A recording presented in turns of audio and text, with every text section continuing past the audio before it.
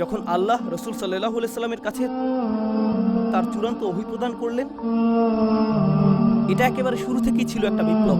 আল্লাহ আমাদেরকে শিক্ষা দিচ্ছেন যে তিনি ছাড়া আর কারো উপাসনা করা যাবে না, আর তিনি সকল মানুষকে সৃষ্টি করেছেন একজন মাত্র মানব থেকে, আদম আলাইহিস সালাম থেকে, যার অর্থ অভিজাত রক্ত এবং কৃষকের রক্ত, দাসের রক্ত এবং দাসের মালিকের রক্ত, ধনীর রক্ত এবং দরিদ্রের রক্ত, সবগুলো একমাত্র আদম আলাইহিস সালামের রক্ত।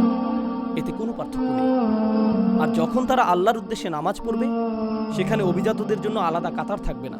দ্বিতীয় কাতার ধর্মীয় অভিজাতদের জন্য, তারপর তৃতীয় কাতার অর্থশালী অভিজাতদের জন্য, আর তারপর দরিদ্র মানুষ পেছনের কাতারে থাকবে। এরকমটা হবে না। যখন মুসলিমরা নামাজের জন্য দাঁড়ায়, হামজা রাদিয়াল্লাহু তাআলা আনহুর মতো উচ্চ মর্যাদা সম্পন্ন ব্যক্তিরা যেই কাতারে দাঁড়াবে, সেখানে বিলাল রাদিয়াল্লাহু তাআলা আনহুর মতো দাসেরাও থাকবে। তারা সকলে একই কাতারে দাঁড়াবে। এটা শুধুমাত্র তাত্ত্বিকভাবেই সমতার কথা বলে না, বরং এটা বাস্তবেই প্রতীয়মান। প্রতিটি নামাজে যখন মুসলিমরা একসাথে দাঁড়ায়, এতে প্রদর্শিত হয় যে সকল মানুষ সমান। আপনি সকল ধরনের উপাধি ত্যাগ করেন। যদি কেউ অভিজাত হয়, যদি কেউ গবেষক হয়, যদি কেউ ব্যবসায়ী হয়, যদি কেউ মন্ত্রী হয়, সে যাই হোক, বাইরে সেই আভিজাত্যের জুতাগুলো তাকে খুলে ফেলতে হয়। তারা আল্লাহর ঘরে আসে, আর তখন তারা শুধুই আল্লাহর বান্দা। তারা সম্পূর্ণরূপে সমান, তাদের মধ্যে কোনো শ্রেণীবিন্যাস নেই। তবে কোরআনে অভিনব এক শ্রেণীবিন্যাসের কথা বলা হয়েছে। এরকম একটা বিষয় আসলেই রয়েছে যে কিছু মানুষ অন্যদের তুলনায় উত্তম।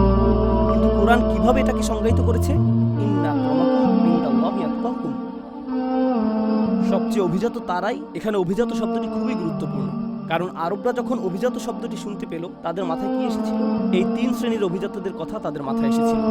এই 3 শ্রেণী যা আমি আপনাদেরকে বর্ণনা করেছি। আর আল্লাহ বলছেন, তোমাদের মধ্যে সবচেয়ে অভিজাত তারাই যারা আল্লাহকে সবচেয়ে বেশি ভয় করে, যারা আল্লাহর ব্যাপারে সবচেয়ে বেশি সতর্ক, যারা আল্লাহর ব্যাপারে সবচেয়ে বেশি সতর্ক। তো এখন কিভাবে আপনি নির্ধারণ করবেন যে কে উত্তম? যে মূলত আল্লাহর প্রতি সবচেয়ে অনুগত, ন্যায়ের প্রতি সবচেয়ে অনুগত, মূলনীতির প্রতি সবচেয়ে অনুগত, সত্য এবং সততার প্রতি সবচেয়ে অনুগত। যে ব্যক্তি বেশি দয়াশীল, সেই উত্তম। যে ব্যক্তি বেশি সত্যবাদী, সেই উত্তম। যে ব্যক্তি তার পরিবারের অধিকার আদায় করে, সেই উত্তম। এতে কিছু যায় আসে না যে সেই ব্যক্তি কি মিলিয়নিয়ার নাকি বাস্তবহীন। এতে কিছু যায় আসে না যে সে কোন পরিবার থেকে এসেছে। এটা গুরুত্বপূর্ণ না, কারণ তাকওয়া ভিতরে থাকে, বাইরে না। তো বাইরে তারা কি পরিধান করেছে?